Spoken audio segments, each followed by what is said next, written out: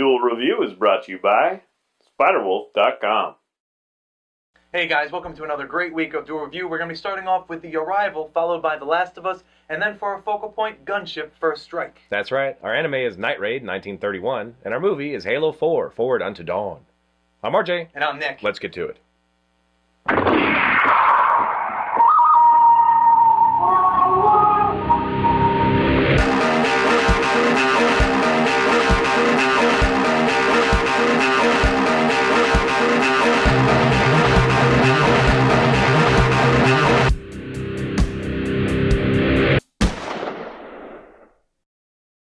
Hey everybody, today is the 24th, and we're taking a look at the graphic novel, The Arrival. That's right. This was written and illustrated by Sean Tan, who's an Australian writer and has done a lot of great things. Most notably was The Lost Thing and The Red Tree. Both of them have been turned into plays. The Lost Thing has also been turned into a short movie, which can be found. I haven't found it yet, but I'm still looking. But it can be found. So the story is basically, it's a silent story, which is interesting. There's no words at all. They're all just a series of pictures that follows a man who leaves his family, or he doesn't really leave them, but he does leave them. He leaves them to the new world in search of a better prospect. So his family is impoverished. You know, they're living in this kind of horrible area. There's tentacle monsters in the sky and stuff, and that's one big thing. It's not just, you know, a tale of, you know, Russian immigrants moving to America. This is a land that you're so unfamiliar to us, and then he's moving to a land that's even more unfamiliar to us, but equally unfamiliar to him. So basically, when he gets there, he has to overcome a language barrier. Then he has to find a job, and he has to find a place to live so that he can ultimately bring his family to the new world. And that's the premise of it. There's nothing more to it. It's all pictures, no words. But it is so, in my opinion, so brilliantly done. I mean, the illustrations are just beautiful. I want to take frames of the pictures and just like hang them up on my wall because they're just amazing. I love them. It's in black and white, although there is some monochromatic colors. Like some pictures are more yellow than others. You know, it's kind of it's sepia tone, really. Yeah, exactly. So that's The Arrival. RJ, what did you think? Well, I really did enjoy it. I think it's a great experiment. The art is beautiful, and it's got this, you know, this fantasy aspect to it for sure. But it's also just, it reminds me of a period film. It reminds me of a silent film. It reminds me of like storyboards for a silent film, but they really take their time. Now, this is the kind of stuff that I would love to do, maybe not quite as prolonged, you know, and moment to moment, but I like it when comic books take their time. Now, I would probably like it even more if it had a little bit of verbiage, but I know that kind of takes away from the whole impact of the thing. But it is such a quick read because, you know, we've kind of trained ourselves. You have to force yourself to go slow and really look at the pictures, the panels. Oh, yeah. Because we've trained ourselves to kind of read and then, you know, just get a quick impression and keep going on, especially because modern comics, I mean, maybe it's coming back a little bit, but during, you know, a large section of comics, the panels were very kind of, you know, sparse. It was kind of the whole... you know, lines are money, you know, aspect, you know, feeling that idea. So less lines, the better, you know, to get it out quick and all that stuff. So this is definitely in the face, and I can't imagine like the guy or girl, it's the guy, the artist, right? Sean Tan. Beautiful. It's really beautiful, and each one, like you say, is kind of a mini masterpiece. Now, of course, there are large reveal panels those are amazing. Yeah, those are just really awesome. But even the little ones, they're just so nuanced, and you know, you don't have any kind of issues recognizing which person is which person, except for maybe at the very end because there's an age gap a little bit. But yes, it also gives that Ellis Island feeling, which I really love. And I did really enjoy it. Now, having said that, it's 128 pages, like you said, and it goes so quickly because of that. But then I kind of, you know, it's like you force yourself to go back and really look at the panels. And it's just this fun story. It really does. It also reminds me kind of like student film stuff that we would, you know, people, they'd show us, be like, you should be like, you know, you should try to be like these, like French films and shit. Right. That are kind of like, you know, a little bit different and very slow and kind of just these simple moments. And not that this is simple, because there is kind of a huge thing that goes on, but there definitely are simple beats to follow. So yes, I did really enjoy it. What about you? What I really like is every now and then, the person who's helping out the main character, like every now and then he'll like need some food and they offer up food. You get a backstory as to how they came to be that nice. You know, maybe they're leaving their own bizarre land that has equally weird things, different types of creatures, and so they left their lands, or maybe they were like trudging through snow or something, and now they're in this new world and they're helping out because someone helped them. So you get that. And you get, I don't know. There's so much to enjoy about it. Fun little creatures. Yeah, the fun little creatures. And big creatures, too. Yeah, really big. And one of the things that I love the most about this is the feeling that you get from it. I mean, there's no words, but you still feel like a depth of conversation, and frustration, because this guy's like, he's trying to draw out pictures of, I need a bed. So he draws a bed and shows it to people, and they're like, I can help you. Or his like stomach hurts, so he's kind of like, I need food, so that's fun. And because there's no words, you kind of feel like an observer, almost like you're like a deity kind of watching this character. Or maybe not. I don't know about deity. Yeah, I don't know maybe about that's deity. just you.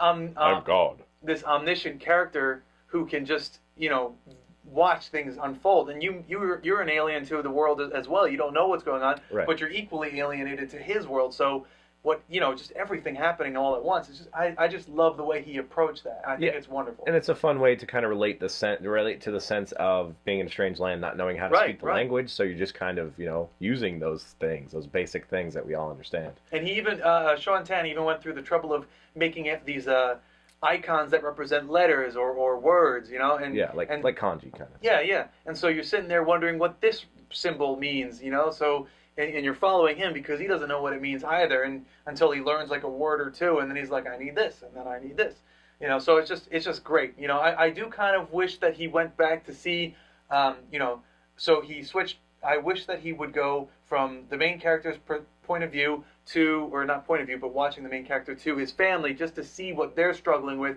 while he's in the new world struggling there. But you do meet them again. And, yeah, you do. And I also get, this Gaiman sense for sure. I mean, he must be inspired by Gaiman as well. I mean, not that he's like ripping him off or anything, but you got this kind of fantasy, floating things and like the balloon and the carrier and all that stuff. Well, this came out in 2007, so I imagine if one person's going to inspire someone else, it would be him to Gaiman.